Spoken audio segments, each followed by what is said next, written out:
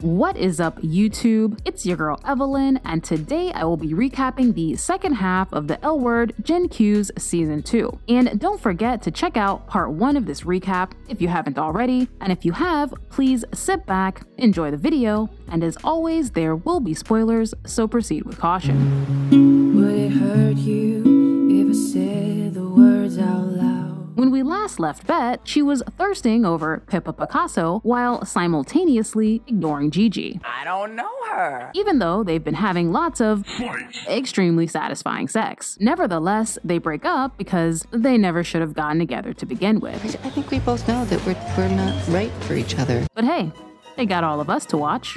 Bette becomes convinced that Pippa Van Gogh is the perfect woman for her, but it seems pretty clear that Bette is more in love with what Pippa does and not who Pippa actually is. The way you're talking about my art right now. You know how I feel about your work. Also, Bette's still in love with Tina. Are you still in love with me?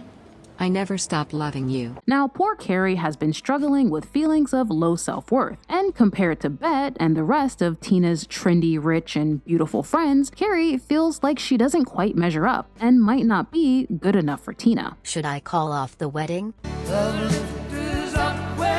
Of course not. Shane, who woke up that day and chose violence, decides it's a great idea to tell Bette about Carrie's cold feet.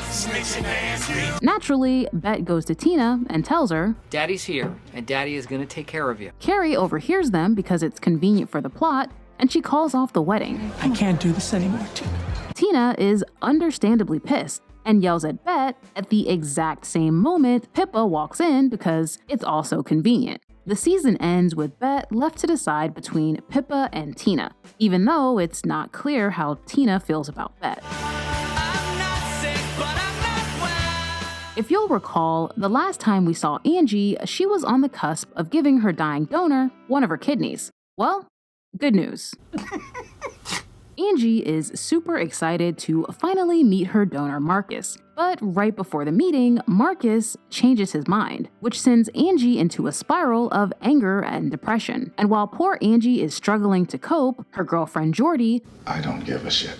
Anywho, Marcus dies, Angie and Jordy go to the prom, and that's basically it. I wanna know what you wanna do. After realizing that dating Bette was a horrible idea, Gigi immediately starts dating Bette Jr. I mean Dani. I sure do like you. Gigi not only helps Dani get over Sophie, but she also supports Dani when she and Bette get into a little work kerfluffle. Not to mention, Gigi is there for Dani during Daddy Warbucks' trial. In return, Dani lies to Gigi. I thought you said you got stuck in traffic. I didn't want to get into it. So you lied? Accuses her of being low-key predatory. No, I just thought it was kind of shitty, actually. You made me feel good, but then I needed a friend. And basically calls her a hoe. Who are you? You know who I am. Well, why have you been with everybody I know? I love Dani and Gigi. They're both Really ridiculously good looking. At the end of the season, Dani meets Gigi's 7,000 person family at the Olive Garden, but unfortunately, because Dani refused to take the stand to defend Daddy Warbucks, she gets arrested for contempt of court. You make me smile, please stay for a while now. When we last caught up with Alice, she and book editor Tom had crabs. And although her time with Tom is over, Alice can't stop thinking about him. So at karaoke night, she makes a move. The very next day, I think, Alice runs into Nat, and one thing leads to another. Naturally, Nat wants to get back together, but Alice is like,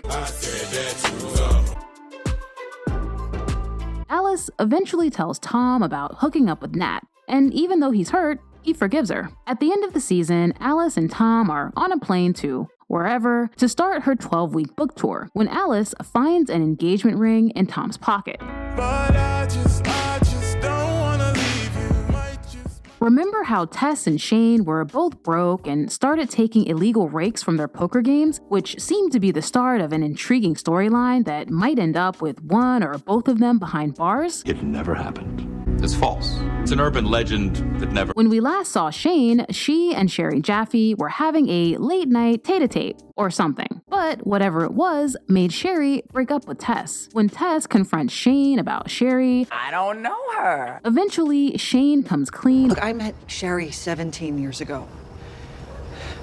And it was enchanting. But she fucked me over. And she and Tess finally get together. The next day, or whenever, Tess tells Shane she's moving to Las Vegas to take care of her sick mother. So that's it. When we last checked in with the Sophie/Finley saga, Sophie had stood Finley up to have sex with Dani, and in return, Finley had gotten drunk and hooked up with Britt, whoever the that is. But because Finley is a puppy in human form who will come back to you no matter how many times you kick it, she is waiting with open arms for Sophie, and the two of them finally get around 2 and 3. And 4. Things between Sophie and Finley are going great for like an hour before Sophie realizes for the very first time that Finley is immature, unpredictable, drinks too much, and has no ambition in life. You aim like a big kid, don't you? Well, you kinda sorta are. Long story short, Finley gets a DUI, and the gang throws her an intervention, which goes about as well as you'd expect. Eventually, Finley hits rock bottom, somehow, and agrees to go to rehab. Last time we saw Micah and Maribel, they were, Take me for a ride, boy. After their ride, things got a little awkward, and Maribel ghosted Micah, for reasons I still don't quite understand. Micah basically spends the rest of the season pining after Maribel, while Maribel spends the rest of the season rejecting him for the hell of it, I guess. Anywho, Maribel finally admits to being in love with Micah during a tense family dinner. Esto no es casual, esto es real y yo lo amo. And by the end of the season, they're quoting love and basketball to each other while Netflix and chilling, and everything is fine. Did you mean it? Yeah. Yeah. It's exciting. That is it for the recap. I hope you enjoyed it, and please let me know if you want me to make a season 2 review video because I have some thoughts. I'll put up a poll over on the community page, so make sure to vote and let me know.